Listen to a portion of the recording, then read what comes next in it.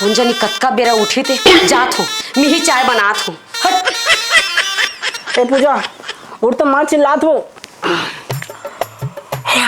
पूजा समझ लो ना जी। ए पूजा उठ ना, माँ बहुत चिल्लाते तो उठना जानो। ए पूजा उठ लो। सुमन भी नहीं तो जी चुला ना तो डाइला चुलाम डाल दे। ये पूजा किसी की थे? माँ चिल्लाते हुए उठी नहीं, घर की काम बूता नहीं करी, मैं कैसे करूँ? आइडिया